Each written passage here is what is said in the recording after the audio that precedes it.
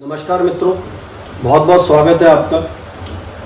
कल हमने चर्चा की थी कि लग्नेश 12 भावों के अंदर बैठ करके कैसा फल देंगे जन्म कुंडली के 12 भावों के अंदर।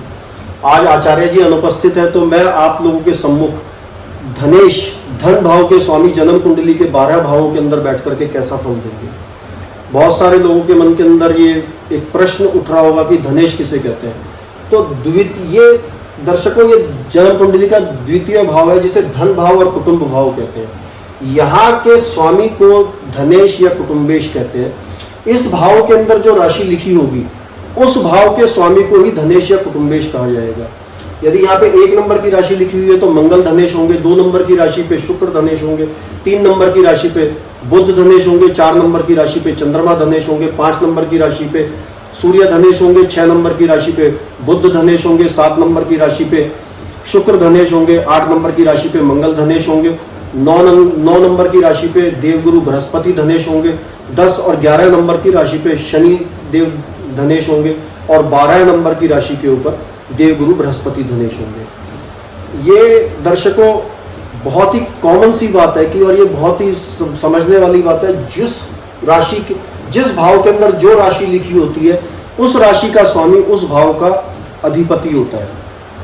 तो ये आप लोगों ने सूक्ष्म रूप से समझा कि धनेश क्या है। अब हम चलते हैं कि धनेश लगन से अगर संबंध बना ले, धनेश लगन के अंदर जाकर के बैठ जाए, धन भाव का स्वामी लगन के अंदर जाकर के बैठ जाए तो वो क्या फल देगा। लगन दर्शकों हमारा व्यक्तित्व होता है, हम खुद होते हैं, हमारा अस्तित्व होता है। और जो है यदि धन भाव का स्वामी लगन के अंदर जाकर के बैठ जाए तो जातक का व्यक्तित्व, जातक खुद, जातक की आत्मा धन के अंदर समाहित हो जाएगी, अपने आप को धन से जोड़ करके रख देगी और जातक येन किन प्रकार किसी भी रास्ते से किसी भी तरीके से धन को अर्जित करने का प्रयास करेगा और वो कृपण होगा, न्यायप्रिय होगा, लोभी होगा और समाज के अंदर पूजनीय होगा। आ जाते हैं जन्म कुंडली के द्वितीय भाव के अंदर धनेश कैसा फल देते हैं। जन्म कुंडली में धनेश का स्व भवन के अंदर बैठना, अपने खुद की भवन के अंदर बैठना अद्भुत योग का निर्माण करता है। जातक महाधनी होता है, जातक को अपने परिवार से पैतृक संपत्ति प्रचुर मात्रा के अंदर मिलती है। जातक की वाणी ऐसी होती है, मधुर वाणी होती है और उस मधुर वाणी के बल के ऊपर लोगों को प्रभावित कर करके जातक अचल संपत्ति अर्जित करने के अंदर सक्षम होता है और प्रचुर मात्रा में धन अपने लिए अर्जित करता है। और एक चीज और है दर्शकों कि जातक धन भाव में बैठ करके अष्टम से संबंध बनाता है और अष्टम से संबंध बनाने का अर्थ है कि जातक का व्यक्तित्व ऐसा होता है कि वो छल से, बल से, किसी भी प्रकार से धन को संग्रहित करने का प्रयास करेगा और वो इस प्रयास के अंदर सफल भी होगा। आ जाते हैं कुंडली के पराक्रम भाव के अंदर, तृतीय भाव के अंदर बैठ करके धनेश कैसा फल देंगे। यदि धनेश कुंडली के पराक्रम भाव के अंदर जाकर के बैठ जाते हैं तो जातक अपने पराक्रम से निरंतर धनोपार्जन के नित्य नए रास्ते जो है खोजता रहेगा और उसका पराक्रम उसको हर प्रकार से वो सब चीजें देगा कि जिससे वो धन अर्जित करने के अंदर सफल हो पाए। एक चीज देखेंगे आप, यहां बैठ करके धनेश भाग्य भाव से संबंध बना रहे हैं तो जातक भाग्यशाली होगा और उसका भाग्य भी उसको धन उपार्जन के अंदर बहुत अधिक मदद करेगा और साथ देगा। आ जाते हैं जन्म कुंडली के चतुर्थ भाव के अंदर अगर धनेश बैठे हैं तो कैसा फल देंगे। जन्म कुंडली के चतुर्थ भाव में धनेश के बैठने का अर्थ है कि जातक अपने भूमि, भवन, वाहन और जो भी उसके चीजें, इस अचल संपत्ति है, अपनी कमाई को धन के अंदर परिवर्तित कर, उस कमाई के अंदर धन को परिवर्तित करेगा और उस धन से भूमि, भवन, वाहन के जो अचल संपत्ति है वो सब खड़ी करेगा। और ये स्थान माता का स्थान है तो जातक को माता से भी प्रचुर मात्रा के अंदर धन प्राप्त होगा। यहां बैठ करके धनेश दशम स्थान से संबंध बनाते हैं तो जातक को पिता से भी अचल संपत्ति की प्राप्ति होगी। एक चीज और है दर्शकों जो कि यहाँ पर मैं बताना आपको चाहूंगा कि यदि यहाँ पर कोई क्रूर ग्रह बैठ जाए और वो क्रूर ग्रह पीड़ित हो जाए, शनि, राहु, केतु या सूर्य और मंगल की दृष्टि उसके ऊपर पड़े तो यहाँ बैठे हुए धनेश जातक की चल अचल संपत्ति के अंदर व्यवधान भी उत्पन्न कर सकते हैं, उससे उसको दूर भी कर सकते हैं। लेकिन यदि यहीं पे बैठे हुए धनेश के ऊपर देवगुरु बृहस्पति की दृष्टि पड़ जाए, शुभ चंद्रमा की दृष्टि पड़ जाए बलि बुध की दृष्टि पड़ जाए, तो इन सब चीजों के अंदर कमी आकर के जातक अपने धन के अंदर, अपने भूमि भवन वाहन के अंदर प्रचुर मात्रा के अंदर बढ़ोतरी करेगा और नित नए रास्ते खोजेगा अपने धन को, अपने वैभव को बढ़ाने के लिए। हमारे को एक चीज हमेशा ये ध्यान रखनी है कि जब भी हम किसी भाव की चर्चा कर रहे हैं, ग्रह की चर्चा कर रहे हैं, जैसे हमें उस भाव की चर्चा करनी है, उस भाव में बैठे हुए ग्रह की को देखना है और उस भाव से लग्नेश का कैसा संबंध है, धनेश से लग्नेश का कैसा संबंध है, धनेश से गुरु देवगुरु बृहस्पति का कैसा संबंध है, इन संबंधों को देखते हुए इस आधार के ऊपर हमारे को जन्म कुंडली का विश्लेषण करना चाहिए। आ जाता है जन्म कुंडली के पंचम भाव में। पंचम भाव ज्ञान का भाव है, संतान का भाव है। तो पंचम भाव में यदि धनेश बैठे हो तो एक अत्यंत उत्तम योग बनता है। जातक अपने ज्ञान के आधार के ऊपर, अपने विद्या के आधार के ऊपर ऐसे रास्ते बनाता है, ऐसे रास्ते खोजता है कि उसको धन कमाने के, धन और उपार्जन के नित नए रास्ते और नए नए अवसर और नए नए आविष्कार उसको सूझते हैं और वो उन चीज़ों के अंदर बहुत तेजी से सफल हो पाता है। संतान का भाव है तो संतान भी जातक को धन देने के अंदर अत्यंत प्रभावशाली होती है। ऐसा जातक जब संतान कमाने लग जाती है तो संतान बहुत अच्छा उन्नति करती है और उस अच्छी उन्नति के परिणाम स्वरूप जातक के मान सम्मान और यश के अंदर जो है उत्तरोत्तर वृद्धि होती है। आ जाते हैं कुंडली के छठे भाव के अंदर। छठे भाव में यदि धनेश बैठ जाए, ये कुंडली के छठा, आठवां और 12वां ऐसे भाव हैं कि ये त्रिक भाव होते हैं और इनके अंदर बैठे हुए ग्रह अपना संपूर्ण फल नहीं दे पाते हैं। और संपूर्ण फल नहीं दे पाते हैं, इसका एक ये भी अर्थ है कि वो अपने विपरीत परिणाम भी देने लगते हैं। तो धनेश यदि ऋण भाव के अंदर जाकर के बैठ जाए तो ये एक अवयोग बनता है और जातक अपना अर्जित धन ऋण दे करके वो लोग उसका पैसा रोक लेते हैं, लोग उसको पैसा वापसी नहीं लौटाते हैं और वो अपने पैसे का वहाँ पे क्षय करता है। यहाँ पे बैठ करके शत्रुओं द्वारा उसको हानि होती है जिससे उसके धन का नाश होता है। बीमारी के अंदर धन लगता है तो उससे भी धन का नाश होता है।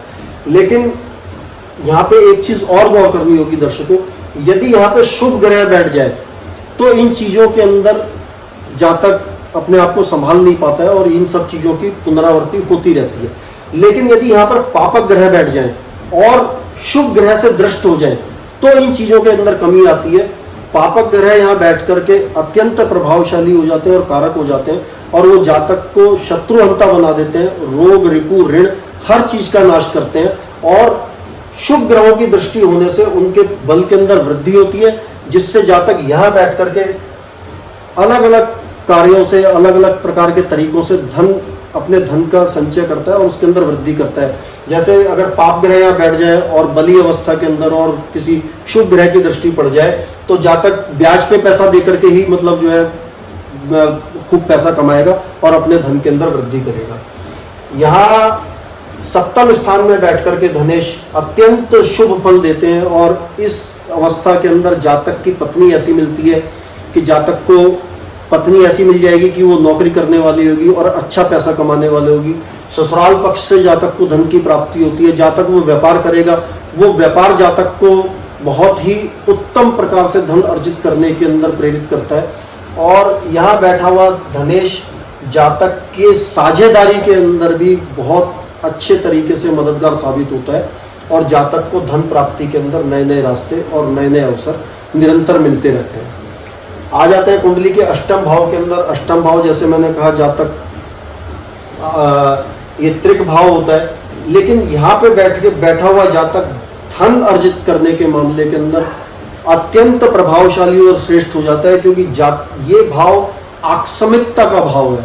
इस भाव से गुप्त चीजों का विचार किया जाता है, इस भाव से निगूढ़ विद्याओं का विचार किया जाता है। तो जातक तंत्र मंत्र से जुड़ करके, जातक ज्योतिष से जुड़ करके, जातक शोध कार्यों से जुड़ करके और जातक ठग विद्या से जुड़ करके, अब मैं सीधा सीधा कहूं कि यहाँ बैठा हुआ धनेश जातक को इतना बड़ा छलिया बना देता है कि लोग उसकी बातों में, उसके झांसों के अंदर आकर के उसको अपने धन का जो है एक बड़ी मात्रा उसको दे देते हैं और जातक उस धन को अर्जित करता है।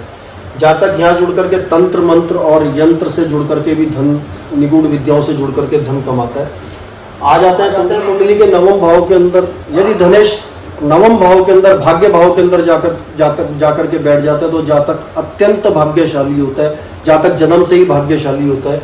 और उसको अब आप देखिए कि कुंडली एक इतना मजेदार चीज है कि आप समझेंगे कि इसका प्रभाव कितना बड़ा है। यहां बैठे हुए धनेश पराक्रम के ऊपर दृष्टि डालेंगे, जातक को निरंतर पराक्रम करने के लिए प्रेरित करेंगे और पराक्रम से जातक आय अर्जित करेगा और उस आय को जातक धन के अंदर परिवर्तित करेगा। तो ये कुंडली के अंदर हमारे को विश्लेषण करने के अंदर अपने तर्कों का और सब चीजों को, अपने ज्ञान को सब बेस बना करके, आधार बना करके हमारे को जिस स्थिति में भी चीजें हैं उन चीजों को विश्लेषण करके हमारे को फलादेश करना चाहिए। यहाँ बैठा हुआ धनेश अत्यंत श्रेष्ठ फल जातक को देगा और जातक बड़ी मात्रा के अंदर धनोपार्जन करने के अंदर सफल हो पाएगा। आ जाते हैं कुंडली के दशम भाव के अंदर। दशम भाव में बैठा हुआ धनेश जातक को अत्यंत भाग्यशाली बनाता है और ऐसा जातक अपने कर्मठ स्वभाव के अंदर, अपने कर्म के आधार के ऊपर बड़ी मात्रा में चल और अचल संपत्ति एकत्रित करने में सफल होता है। और ऐसा जातक राजनीति के क्षेत्र के अंदर, ऐसा जातक अपने पिता के माध्यम से, ऐसा जातक प्रशासनिक कार्यों के माध्यम से अकूत धन संपदा एकत्रित करने के अंदर सफल होता है। मैं तो ये कहूंगा, यहाँ तक हजारों कुंडलियों के अंदर ये देखा गया है कि यहाँ बैठा हुआ धनेश यदि जातक एक गरीब घर में भी उत्पन्न हुआ हो तो वो जातक को अत्यंत समृद्धिशाली और अत्यंत धनवान बना देता है और जातक अकेला ही अपने कुल के अंदर अपने कुल को बहुत ऊंचाइयों तक ले जाता है। और यहाँ बैठे हुए धनेश जातक को प्रचुर मात्रा के अंदर धन संपत्ति प्रदान करने के अंदर सक्षम होते हैं। आ जाते हैं कुंडली के 11वें भाव के अंदर, आय भाव के अंदर धनेश। आय भाव के अंदर कोई भी ग्रह बैठा हुआ वो अत्यंत श्रेष्ठ फल देता है और धनेश यदि आय भाव से संबंध बना ले तो ये महाधन योग होता है। यहाँ बैठा हुआ धनेश जातक को चाहे अच्छा धन हो चाहे बुरा धन हो, चाहे वो टेबल के नीचे से आ रहा है या ऊपर से आ रहा है, इससे उसको मतलब नहीं रहेगा। वो अपनी आय को निरंतर चल और अचल संपत्ति के अंदर परिवर्तित करने के अंदर प्रयासरत रहेगा। और मैं एक चीज और कहना चाहूंगा कि यदि किसी की कुंडली के अंदर धनेश आय भाव के अंदर बैठे हुए हो तो वो अपने आय को निरंतर अचल संपत्ति के अंदर परिवर्तित करता रहे। इससे उसकी आय के अंदर निरंतर वृद्धि होती रहेगी और आय के अंदर वृद्धि होने का मतलब है धन संचय होगा और धन संचय होने का अर्थ है कि उसकी भूमि, भवन, वाहन जो कि स्वोपार्जित धन का भाव है उसके अंदर निरंतर वृद्धि और शुभता होती रहेगी। आ जाते हैं कुंडली के 12वें भाव के अंदर। 12वें भाव के अंदर बैठ करके धनेश कैसा प्रभाव देंगे।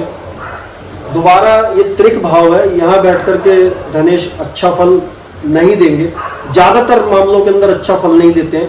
एक अपवाद मैं आपको बता देता हूँ कि यहाँ यदि धनेश बैठ जाते हैं और जातक की कुंडली के अंदर कुछ ऐसे योग बन जाते हैं कि जातक का विदेश से संबंध बन जाए तो यहाँ बैठा हुआ धनेश जातक को विदेश ले जा करके निरंतर आय के स्रोत बनवाता है और अचल प्रचुर मात्रा के अंदर धन संपत्ति अर्जित करवाता है।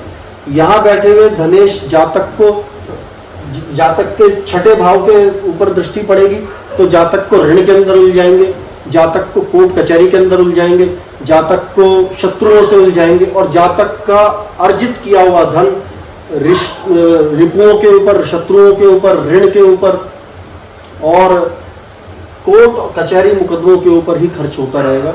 तो हमें इन सब चीजों को देखते हुए हमारे को एक चीज का ये ध्यान रखना है कि हमारे को किसी भी भाव का अध्ययन करने के लिए हमारे को देखना है कि लग्नेश की स्थिति कैसी है, धनेश का लग्नेश के साथ संबंध कैसा है, शुक्र की स्थिति कैसी है, बुध की स्थिति कैसी है। इन सब की स्थितियों को देखने के बाद हमारे को जन्म कुंडली का विवेचन करना है। एक चीज मैं और बता देता हूं आपको, यदि धनेश का संबंध धन भाव से बन जाए, धनेश का संबंध ज्ञान भाव से बन जाए, धनेश का संबंध सप्तम भाव से बन जाए, धनेश का संबंध भाग्येश से बन जाए, धनेश का संबंध कर्मेश से बन जाए, धनेश का संबंध लाभेश से बन जाए तो ये एक अत्यंत फलदायी योग होता है और जातक अपने जीवन काल के अंदर प्रचुर मात्रा के अंदर धन उपार्जित करने के अंदर सफल होता है।